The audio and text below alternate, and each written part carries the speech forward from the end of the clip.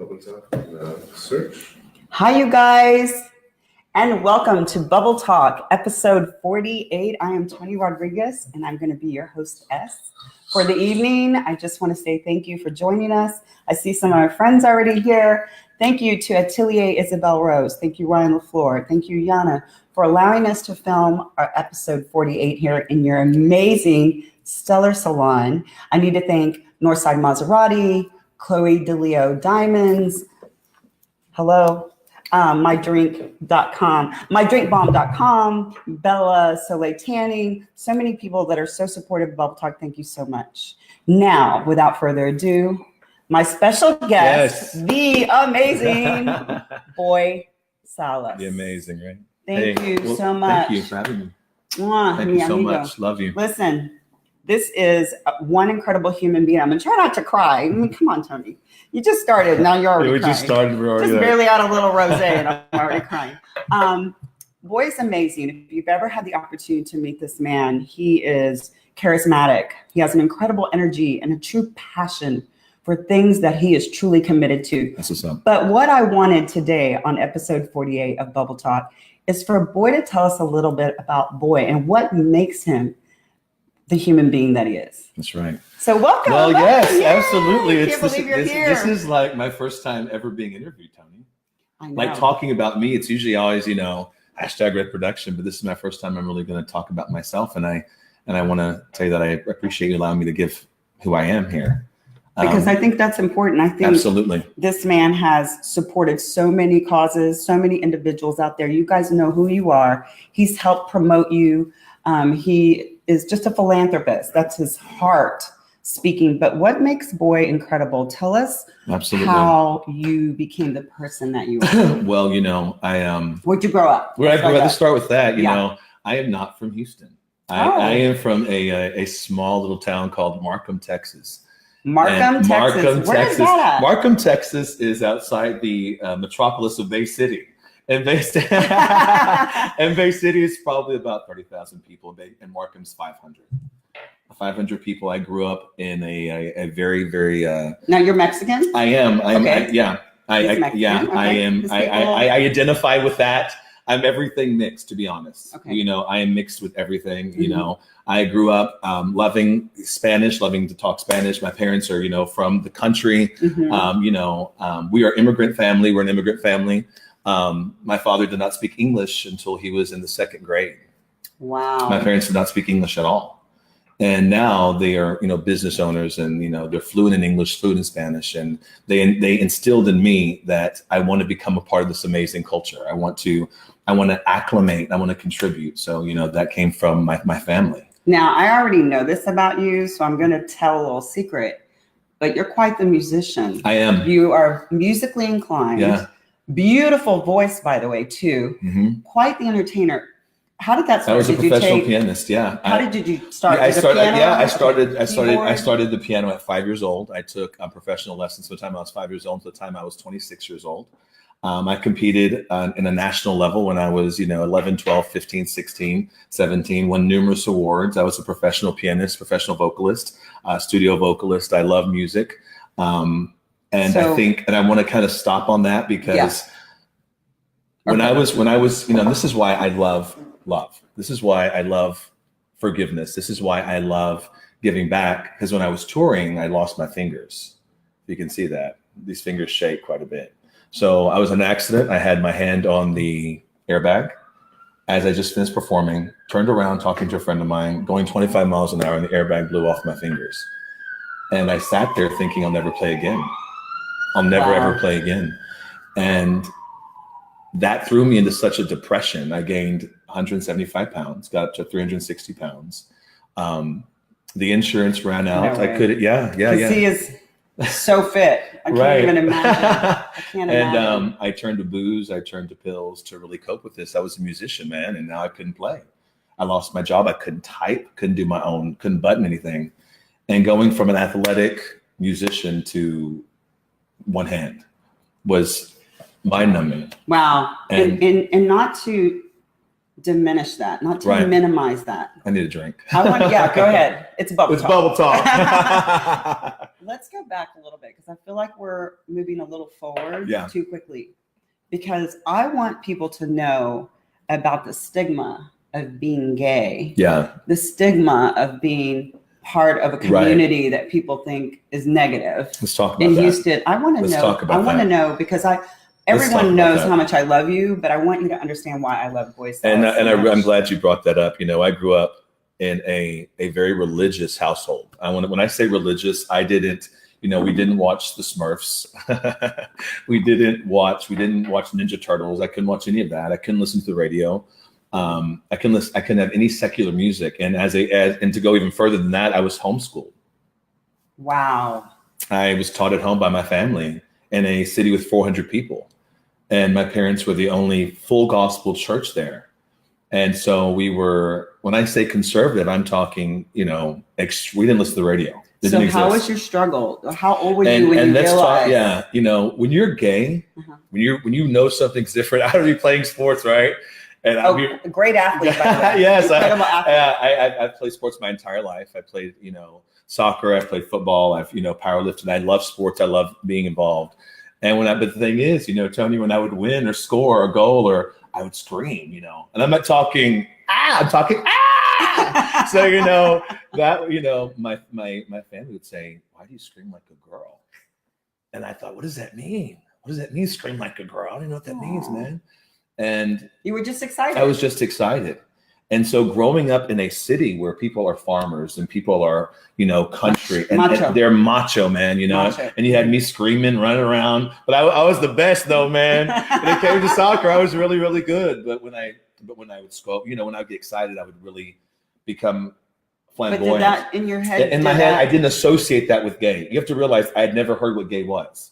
I was homeschooled. Right. Gay didn't exist. I didn't hear about these things. I was homeschooled. It was me, my mom, and my sister, my brother, man. My parents were working, doing the ministry, always at the church, and I was there playing the piano when I was 12 years old, and I had never heard what gay was. So you lived it was a sheltered existence in a politically religious home. You know, my parents are strong Republicans, and there's nothing wrong with that. Mm-hmm, mm-hmm. Nothing wrong with that. You know, it's just different. It's different. There's no right or wrong. It's different. And so when I started feeling that I was different, and when I approached my family, it was. How did you approach? Did you just, can I ask let's talk about that. Yeah. Can I ask that? Because I know that. Yeah, because I dated women. And you know, I'm gonna be, you know, sensitive. I don't, you know, everyone is grown and everyone's changed. Sure. And I always want to, you know, be positive because there's no such thing as a bad experience. There's just a difficult experience. Mm-hmm. And I think if you grow from that, and if you become a better human, a superhuman because of your experiences, that really was a good experience. It may have been painful, but it was good.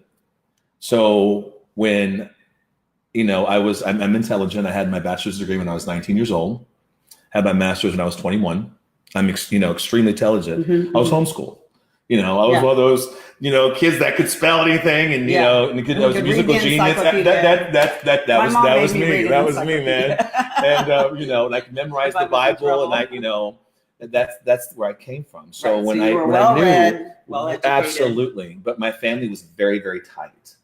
You know, they still are very, very tight. You know, and they just are. So at what point did you feel like? Right, and I was dating girls at this time too. Okay. And, you know, there comes a time you're dating women or dating girls when you're 16, 15, 18, and it's just not right.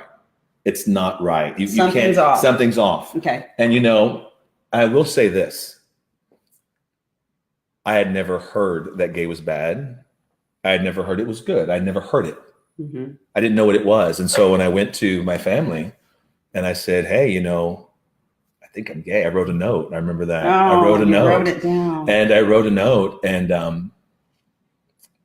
I left. Did you leave because you were embarrassed? I left because I know I didn't want to embarrass my family. Because you were ashamed. Yeah. I didn't want, you know, growing up in a city of 400 people, you don't want your dad to be talked about negatively because you were gay. And when I came out, people in a smaller town, it blows their minds. What do you mean you're gay? You're playing sports. You have a girlfriend. What does that mean? And at that point in time, my family and I made the decision to agree to disagree. And we're going to leave that right there. You know, we agreed to just say, this is not what we believe, and this is what I believed. And so, but this isn't what you believe. This is what I was. This is what I am. This is who I am. I love unicorns. Yeah. I love purses, yeah. But I also love sports. So the reason I wanted you to speak of this is because of people like you, boy, really have laid the foundation and the way for why so many of us as Houstonians are more accepting, and we are more open-minded about accepting people the way they are. And you know, because you suffered tremendously. When I can see it in your eyes. When I say this, guys, my family's church and the Markham community, when I came out, you have to realize that didn't exist. I didn't know anybody. Ellen wasn't on the air. No, you know, Ellen, there was no Lady Gaga. There was none of this. You know, it wasn't a fad. When I came out, I was deciding, do I want my family or do I want to live by my conviction? What do I want to do? Where am I going to do? So young. To make a decision like that so young. And to say, you know what? I'm going to do me. And I'm going to say this, and not many people know this, but I came out and then came back in and started dating another girl. And I said, I'm not doing this. And in my 20s, I said, I'm done. Because I had come out. It was tough, you know, not having your family, not having the support, not having, and I turned to alcohol, I turned to drugs, I turned to partying, I turned to all these things to fill that goal. When you're 19, when you're 20, you fill that hole. Yeah, sure. And you want to just belong to somebody because you belong to a family and you belonged in a community. And now all of a sudden, because you say who you are, everyone looks at you different, but you're still the same guy. Same person. You're the same guy. You're the same guy that nothing really has changed. Only you're being honest. And I think. So did you stay there? No, let me tell you what I did. There was no smartphones, Toni. Yeah. That's how old we are. Okay? That's how yeah. That's okay. But, there was no smartphones. I went to our store across the street and I said, I want to find out where Houston is. How to find out where Houston is, man. So I remember I knew where Wharton was because I was going to Wharton County Junior College. And so I went to the little gas station there and I said, how do I get to Houston? And so they drew this map on a paper towel. And I said, hey, are there gay people in Houston? Where do they go? And they said, there's a place called Montrose. This is in 1998, 99. I used to hang out at Numbers, okay, when I was in 1985. That was where. Sorry, Mom. That's where I used to go with my boyfriend. And so, yeah, I took that. Yeah. I took that little map and I drove and I thought it would never end, and then when I got to this space, man. Was it a Kroger? It was. That's true. It was a Kroger. And there was a place, it was called Crossroads. It was on Westheimer and Montrose. And I sat there. Were you like in shock? Like, oh my God, these people. When I saw two men holding hands for the first time. Lost your mind. I thought, what's going on? Am I not the only one? And I would see more and I would see more and I'd make friends. Yeah. And I realized that the reason gays call each other family is because they're there. I got you. Yeah. And that's why I call my friends family, not just gays. I call anyone who's in my close circle, you're my family. Yeah. So this is the family that I choose. And I accept you for who you are. For everything I am and everything that I'm not. Because everybody's like, you're just always so energetic, and I'm not. I'm really not. No, you're human. I'm human, just like everybody else. You're human, sure. And to learn to grow, and to forgive and to grow and to allow people to grow. And as I look back, I think, man, they did the best they could. And you met so many incredible people along the way who were affected by HIV and AIDS. Let's talk about that. And that is why you were so incredibly passionate about it. I mean, I remember my friend, David Mitchell, who was my choreographer mentor for Cats. I was Grisabella in the musical Cats. We were performing at the Tower Theater down on Westheimer, and he was very sick. He had HIV and AIDS and was gone very quickly. And I remember thinking to myself, I don't know why he's sick or why he looks the way he does, but I'm scared that I'm going to lose him. And I only lost one person in my life to the disease. How many people have you lost? I've lost 42 people. And as of December of last year, it was 43. 42 human beings, 42 friends of his. He's and I lost. want you to really get a hold of that. These are people that I ate with, that I went to school with, that I knew in my teens and in my 20s. And yet coming from a space where there's 400 people, Toni, 400 people. I didn't know what AIDS was. It's incredible. I remember watching the news and I was on TV and I asked a friend of mine, what's AIDS? What is HIV? And she looked at me and said, you need to ask your mom. And I was afraid to ask my mom. We didn't talk about that. It didn't exist. Because what you guys don't realize that in the 80s, when it wasn't as accepting, when we were young, it was like a quiet secret that no one told. It was such a horrible time because I had fellow dancers who danced with me, who were broke and poor and who worked the streets of Westheimer to make money to eat. And it would blow me away because here I came from this Hispanic family and my parents always had food on the table. And it was really hard for me to understand and grasp, like, you don't have food, but you love to dance and you're so talented. So now looking back in retrospect, I grew up with those people. And when you say that, when you decide to be yourself, you're going to give up something. I promise you that. Mm-hmm. When you decide to live by your conviction and say, I'm going to do what's right for me, you're going to walk away from certain things that life will give you. And now you're handed something that the world hands you, whatever's there. Mm-hmm. And, when I was in my early 20s, I began dating somebody who was positive. And I wasn't aware. I didn't know. And so I said, I saw a flyer. And there was no internet. I want you to get this. No internet. There was no internet. And outside the bars, man, there'd be these AIDS Foundation Houston that had these little bitty packets out, guys. And it would have condoms and it would have lube and they'd be testing people and they'd be sending appointments. Because back then you had to make an appointment because you had to have your blood drawn. There was no oral. There was no. Tell them how they can be tested now. Yeah, and tell them how far we are now.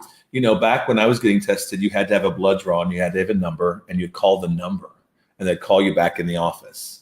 And you had to wait for 2 weeks. Sometimes they lost your number. Sometimes you lost your number. Scary. And you're waiting here this whole time. And someone you may be dating or you were intimate with came to you and said, hey, I'm positive.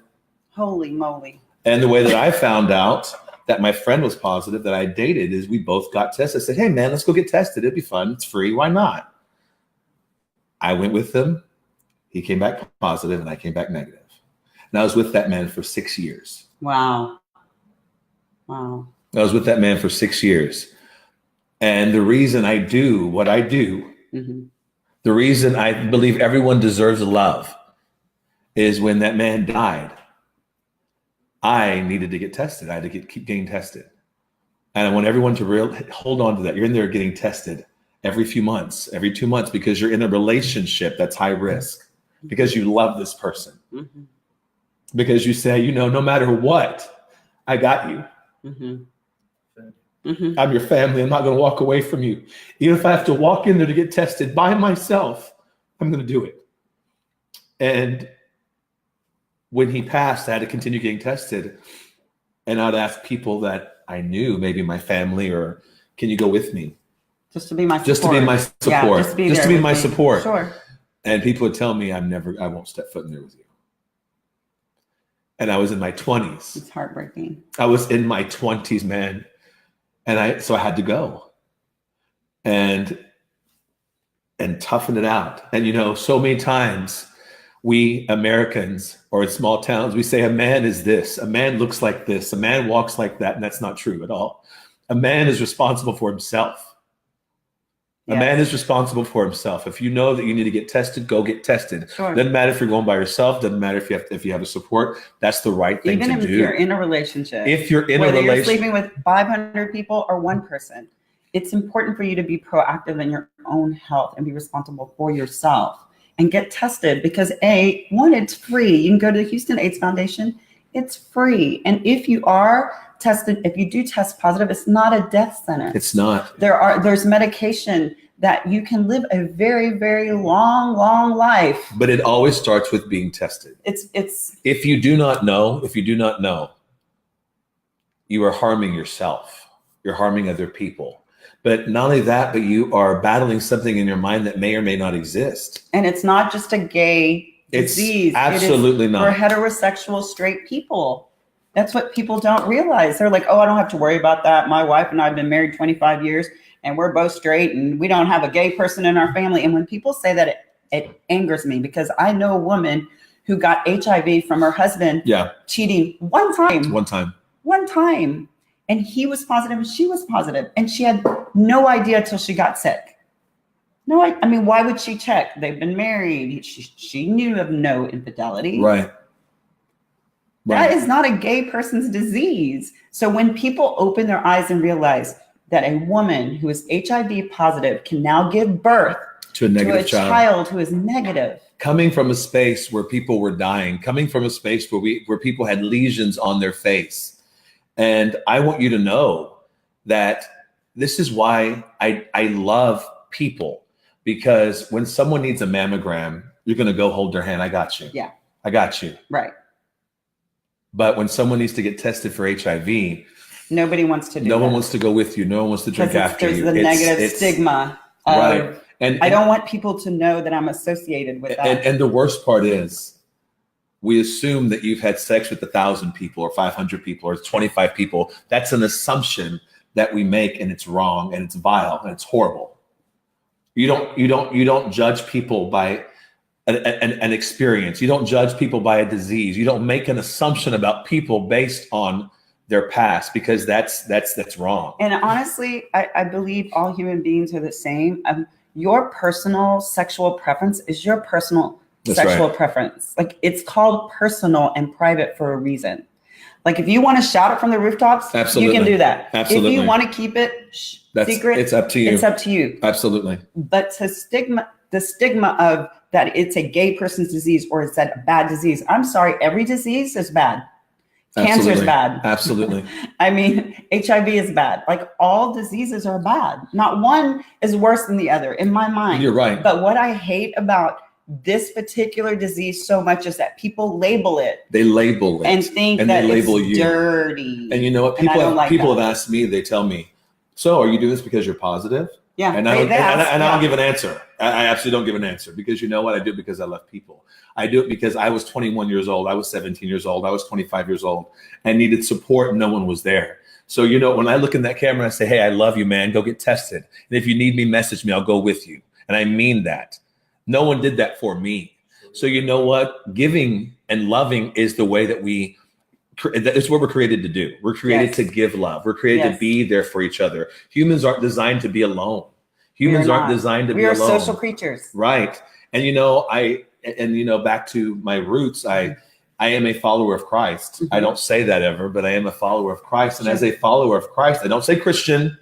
I don't say I'm religious. I say I love people and I'm a follower of Christ. Mm-hmm. What does that mean? That means go ye into the world and love people. The Bible said, for God so loved that he gave. So guess what? His only begotten son. So guess what, guys? I do the benefit I do and give back 100%, because I cannot call myself a follower of Christ if I don't do as he does. And that's the truth. You know, I may be loud and I may be boisterous and I may be emotional, but you know what? I'm following the footsteps of someone that I look up to. Absolutely. And so giving back 100% till it hurts, Toni.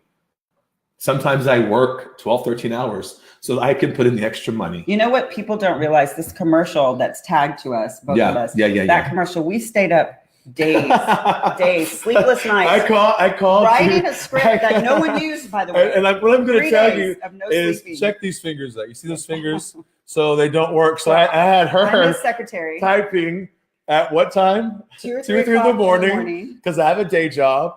And my day job, I work 13 hours a day. When I'm off, I'm calling. I'm like, Toni, We have to have this done. Type for Typing me. the script with Samantha out there, Sam in LA. Yeah, she love was you, on the lady. line too. Typing a script that took us 3 days that no one used That no one used. for that commercial. In fact, not only did no one use it, our locations They got changed. changed. Yeah. I mean, I had it methodically planned. Yeah. It was, and it turned out incredible. But what people don't realize is people volunteered their time. We have great individuals like Eunice Bell, who's here. Eunice is like here. Ryan LaFleur, like Mark Harvey. Yes. Like Charlie Ewing. I mean, yeah. I mean, so many incredible individuals. Valentino. Annie. Yeah. And Annie. And Pot. Yeah. Bruce Potter. Bruce Potter. All the Potters. Mark Harvey. Just so many people that Sammy Khalik. They get behind this movement because they're so busy, but they believe in they believe in it 100% because it's not just benefiting a disease; it's benefiting the entire city of Houston. And I want to talk on that really quick. Let's talk about it. I want to really hit on that. It's yes, we're giving money to AIDS Foundation Houston, but more importantly, I'm out there, she's out there, Houston's out there saying, we love you. Hey, Amanda, saying that we love you. We love you no matter what you do, no matter what you say, no matter your status, no matter your race, no matter your gender. We love you. We accept you. And when someone's accepted and loved, it changes them organically. It changes them as a human. So guess what? As we move on to #reproduction and spread love to everybody, we're changing the organic nature of our city to be loving and accepting and to be the place I know it is for everybody. So that's why I do what I do, because guess what? The people that attend the #reproduction, they have kids, they have family, and they're talking about it. And as we change ourselves, we change our family, we change our kids, because guess what? You may not be battling this, but what if your son is? What if your daughter is? I talk about it with both my boys. My oldest is a professional hip hop dancer at So Real here in Houston. My youngest, it runs track for Woodlands High School.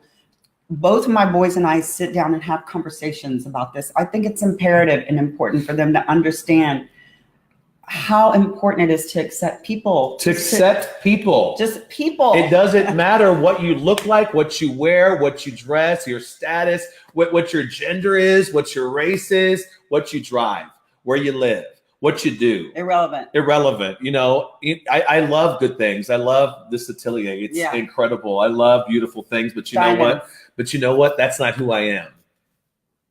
It's fun and it's aesthetically pleasing and it's amazing. At the end of the day, the diamonds come off. All the funny it comes stuff, off. And you're just a person. You're another human being. Exactly. You are a human being that wants to be accepted and loved. So you know what? My goal, Toni's goal, everyone's goal that is considered my friend is to love and to accept, not judge, because it's not my place. It's not my place to judge your life. It's not my place to judge what you should be doing. I'm not God. So what have we put together for people? This is not a fashion show for the 100th time. No. This is a movement. This is a movement to change Houston, to make Houston healthier. On May 24th, what's the location name? We are at Arnold Garza's brokerage off Live Oak. It is a 10,000 square foot amazing industrial space. This is going to be the first brokerage to ever host a fashion and art show.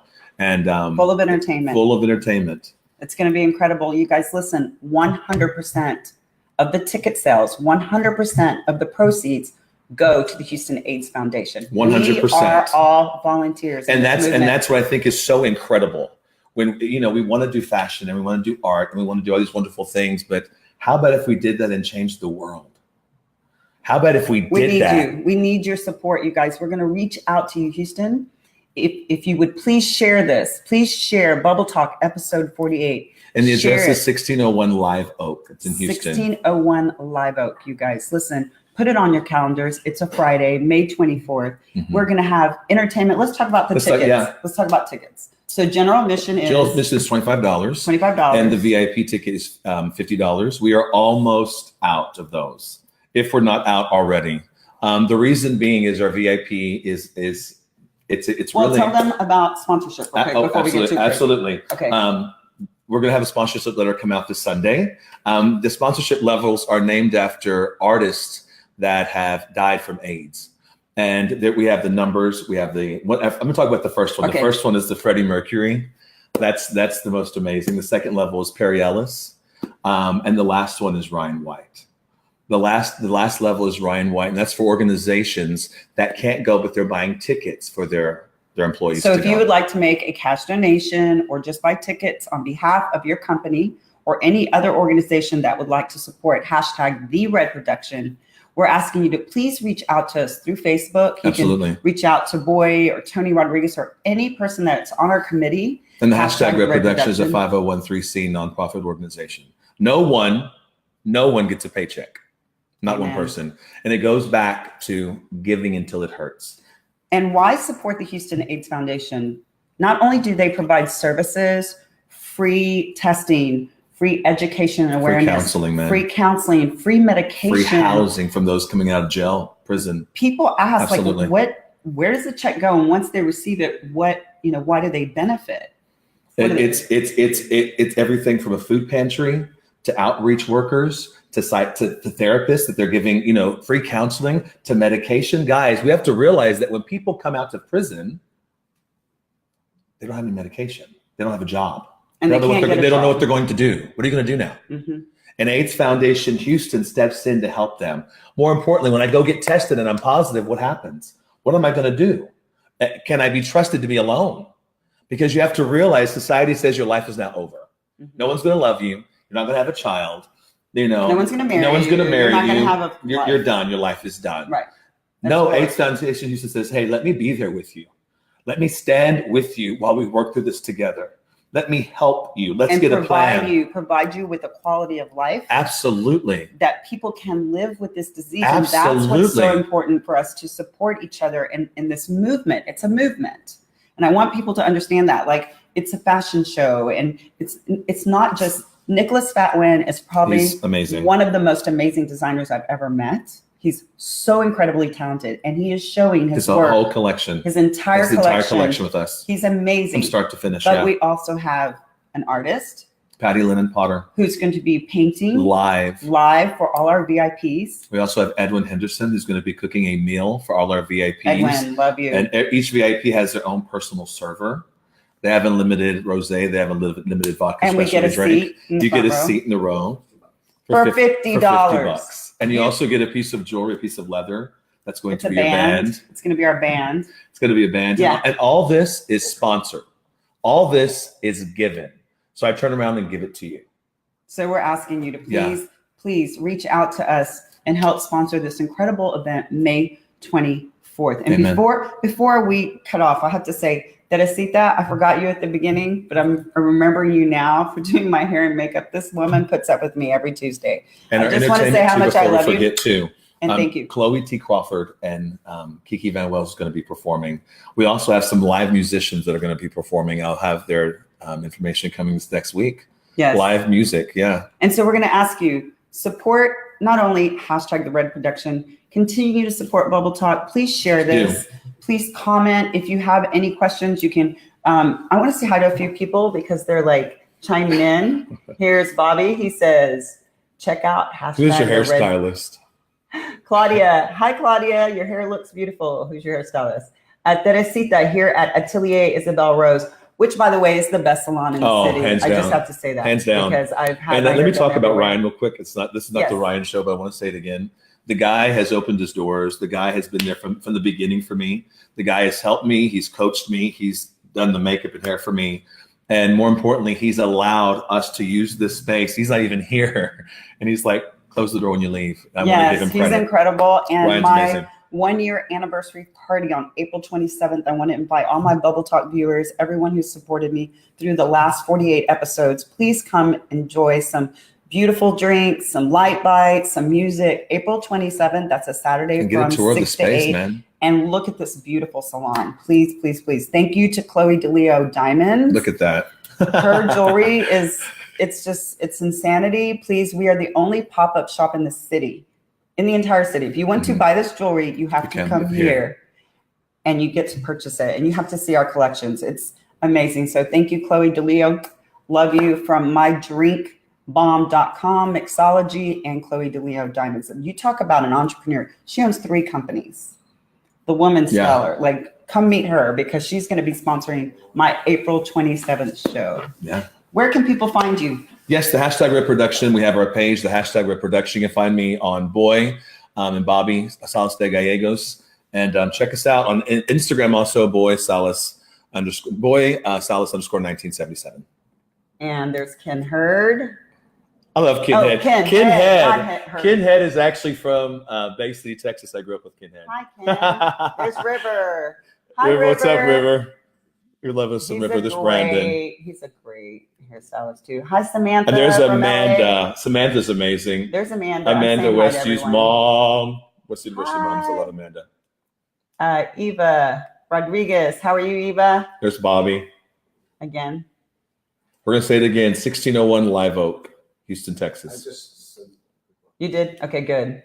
You guys, again, thank you so much. We have great friends in the room. Say hi, guys. Hi. Thank you so much for joining us. I know every Tuesday night you could spend it doing whatever you want, wherever you want, and you chime in and you watch us and you support me, and I want to say thank you from the bottom of my heart. Absolutely. And it took everything I had not to cry. You did great. We both, I'm such a crybaby. But I wanted this show to be about you. Yeah. I wanted people to understand why you are the way you are. Right. How your life has not been easy. Right. How the roads have not been paved in gold bricks for you, that you worked really hard to get to where you're at. Mm-hmm. And I just want to say thank you on behalf of your committee. It's an honor to work next to you. And on this movement, you make me smile. And I know we're going to have a successful event on May 24th because of your true passion and conviction for helping Houston AIDS Foundation. I want to say thank you to Northside Maserati, Atelier Isabel Rose. Thank you, Ryan LaFleur. Thank you, Chloe DeLeo. Thank you for all of my friends who have supported the last 48 episodes. And thank you, Boy Salas, for being an incredible guest. And before we go, guys, if you're having any kind of relationship with anybody, male, female, don't matter the gender, get tested. Please. Go get tested. Please, you guys. It's really, really important. And it's free. And it's 0. And you find out within 5 minutes. So wow. Do it. There's no weeks. Please do it. Get it done. Get it done. Samantha said, see you soon. Yes. Yes, Samantha. We'll see you soon. You guys, we're going to call it a night. We love you. Thank you so much, Houston. We love you guys. Bye-bye.